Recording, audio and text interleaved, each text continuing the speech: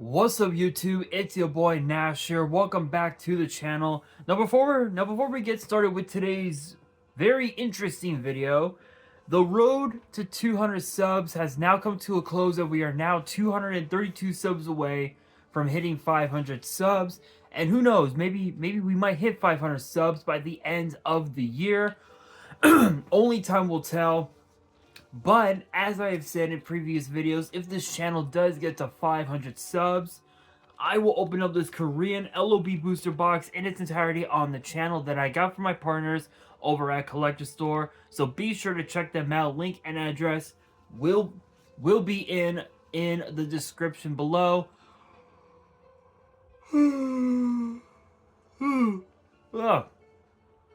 Excuse me. By checking them out, not only does it support them, it also supports the channel, and I would greatly appreciate it. On the hopes to potentially pull a Blue Eyes White Dragon, a Dark Magician, a Red Eyes Black Dragon, a piece of Exodia, Monster Reborn, Pot of Greed. The possibilities are out there. However, if this channel gets to 1,000 subs, I will open up this first edition Toon Chaos box in its entirety on the channel that I also got from my partners over at Collector Store, on the hopes to potentially pull a collector's rare out of this set. But with that being said, if you guys want to see these boxes get opened, maybe you guys want more episodes of WWE's Biggest Issue, maybe you guys want more episodes of Yu-Gi-Oh's Biggest Issue, deck profiles, card discussions, WWE topic videos, or maybe, just maybe, you guys want some premium live event predictions and results. Well, if you guys want all of that and more, my channel is the place to be. So if you guys are new to the channel, and I know that a lot of you guys are, because more than 85% of you guys are watching the content, but you guys are not even subscribed. And to top it all off, we got to get more women to watch the content as well. So if you guys are watching the content, you like the content, and you want more of the content, but you guys have not subscribed as of yet, then make sure you guys do indeed subscribe to the channel, turn on the notification bell, smash that thumbs up button on this video, and as always, make sure you guys are following me on all of my social media. All my ads will be in the description below, as will the info to my fan mail. It will also be in the description as well. And I want you guys to post in the comments below answering the question of the day, which is this: what would you consider to be John Cena's best moment ever in WWE? Let me know down in the comments below. And since we are on the topic of John Cena, we have some very interesting news to bring up for today, as we found out that apparently John Cena could be challenging for a top championship at WrestleMania next year in Vegas. But the question is, what title is that going to be? Well, obviously we know that that back in June or July, I think back in July, John Cena made an appearance at Money in the Bank, and he said that 2025 was going to be his very last year ever as a full-time competitor in WWE, meaning he was going to retire at the end of next year. So sometime between, so right around this time next year, I think December next year, will be excuse me, will be the last time that we will see John Cena in the ring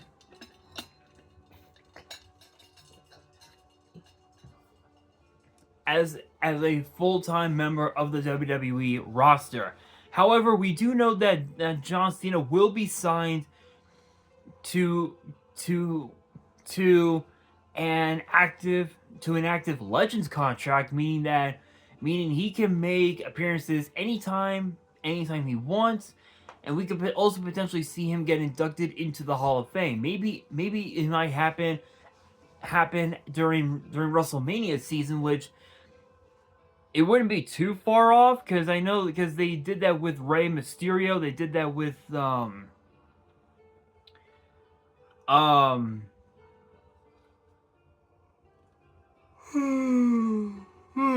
excuse me. They did that with quite a few people, actually. They did that with Rey Mysterio. They did that with JR, with Jim Ross, good old JR. They did that with Jerry the King Lawler. Um,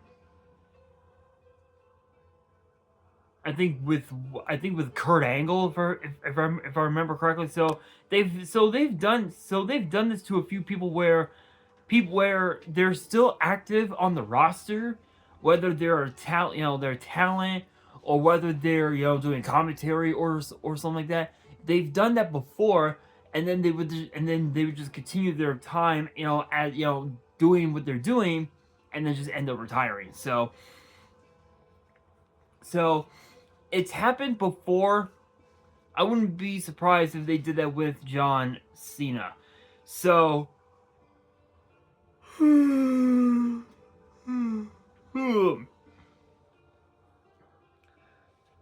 um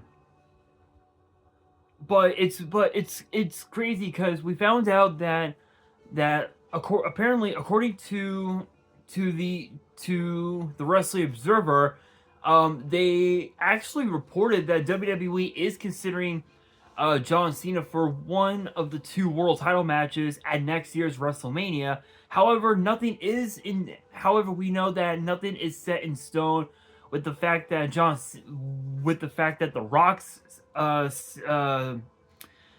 status is still up in the air.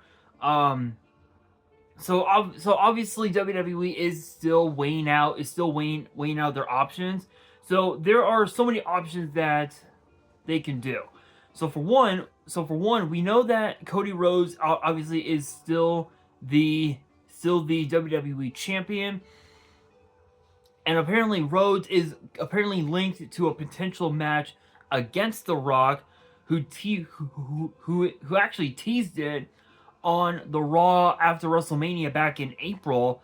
So that's one. So that's one option they can go into. Another one is a triple threat: Rock, Roman, Cody, triple threat for the WWE title. And then the other option is run it back 3 years in a row. Cody, Roman 3, round 3, the final round. I don't know. Just that alone is pretty weird. However, we do know that on the other hand, on the Raw side of things, Gunther is the current World Heavyweight Champion, and there's no clear cut opponent for him next year. It has been reported by the Wrestling Observer that both CM Punk and Seth Rollins are potential options for Gunther's challenger at WrestleMania next year. And it's weird. It's weird because both Seth and Punk were slated to face each other at WrestleMania back in April, but that did not happen because of Punk's injury. No thanks in part to obviously Drew McIntyre. And it's weird. It's weird because if John Cena does end up challenging for a title and he wins it, he will be the only person in WWE to break Ric Flair's record with 17 world titles. John Cena would be going for number 17. And it's weird because both Cena and Ric Flair are tied with 16. So if Cena wins the WWE title or the World Heavyweight title, depending on which route they take, he will literally be 17-time champion, which is unheard of. Absolutely unheard of. Which I never would have imagined right? Because from my time watching WWE, I've seen him win literally 15 other world titles, and then his first title, which would be his 16th. I never got the chance to watch it because I didn't watch WWE until later that summer, to the best of my knowledge. So to be able to have watched John Cena win 15 of his 16 world titles, that right there is just incredible. And it's crazy because the last time John Cena held a world title, it was back in 2017 when he defeated AJ Styles at the Royal Rumble, but lost it just a couple weeks later. Literally lost it a couple of weeks later to Bray Wyatt inside the Elimination Chamber at Elimination Chamber. And if oh my god, I actually remember doing the results of it. Oh my god, it was Baron Corbin, Miz, Dean Ambrose, Cena, Bray Wyatt, AJ Styles. That was who was in the Elimination Chamber. But I think it's gonna be very, very interesting to see if WWE will go the route of Cena going for number 17. I think it's gonna be very interesting because right now the road to WrestleMania is still relatively like in its like embryo stages, I guess, if you will. So we're only less than 3 months away from the Royal Rumble, but we're still also about, I would say, about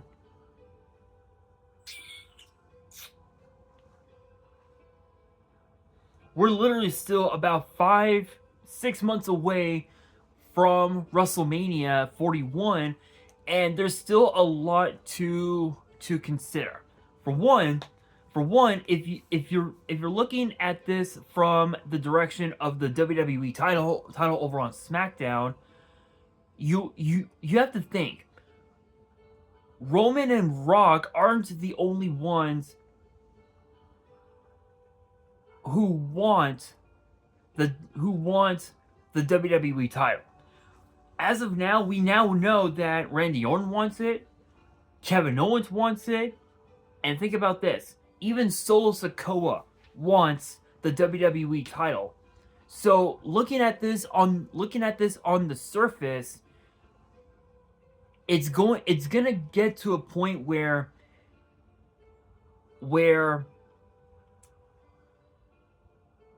we could end up seeing Rhodes versus Reigns 3 on Saturday night's main event next month. That's the way I see it. The way to book Cody Rhodes on the road to WrestleMania 41 would be to have Roman and his bloodline deal with Solo and his bloodline at Survivor Series, which could potentially happen. It's still pretty young to say. Then go to Saturday night's main event. Have it be Rhodes versus Reigns 3. Cody wins it. He goes to the Royal Rumble, defends the title against Solo, and then have him go to Elimination Chamber. Have him defend the title against all 5 men inside the chamber. Cody wins, and now the question becomes this: what's next? Because the thing is, if The Rock chooses not to be inside the Elimination Chamber, which obviously is bound, which obviously is probably gonna happen. They'll probably replace The Rock with someone like maybe Carmelo Hayes, and then have Cody win it, now we have a clear-cut matchup: Rock versus Cody for the WWE title. Now, as far as Gunther goes, I mean, yeah, sure, you got Damian Priest, you got Dominic Mysterio, you got Finn Balor, you got Seth, and you got CM Punk. I mean, the way I see it, I mean, there's really no telling what can happen next with Gunther. But if I was in John Cena's shoes, I would rather go after the World Heavyweight title because for one, it would be a challenge for Gunther to go one-on-one with a guy like John Cena, who's done literally everything that there is to do in WWE. He's won the Royal Rumble twice. He's won Money in the Bank. He's won multiple WrestleMania main events. He's won multiple world titles, multiple US titles, multiple tag titles. He's done it all.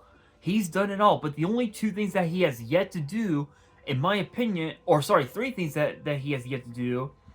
One is obviously win King of the Ring, become Intercontinental Champion, and the last obviously would be breaking Ric Flair's record, which honestly is a pretty solid lineup. But as far as King of the Ring, and as far as the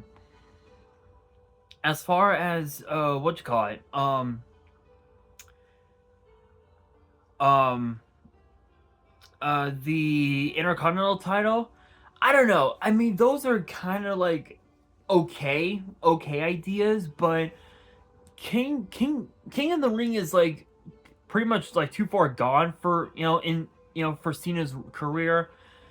The Intercontinental title, I could totally see it. I think it would be a cool way for Cena to end his career by finally becoming a Grand Slam champion. But the only way that he could be what's called an Ultimate Grand Slam champion is if he actually does win the King of the Ring tournament and become Intercontinental champion. Is it possible? Absolutely. Is it really going to happen? Who knows? Again, at this point, it's hard to say. Cena's farewell tour has yet to begin. We know that it will start in a couple of months. There's really no telling what can happen during this run. But as far as like what championship I think he should go after, I don't think it's a world title. I think it should be the Intercontinental title, because that would just cap off his career. I think that would cap off his career, and then have him go to SummerSlam, and then go after a potential world title opportunity. That's just how I see it. But I don't know. It's all I can say is that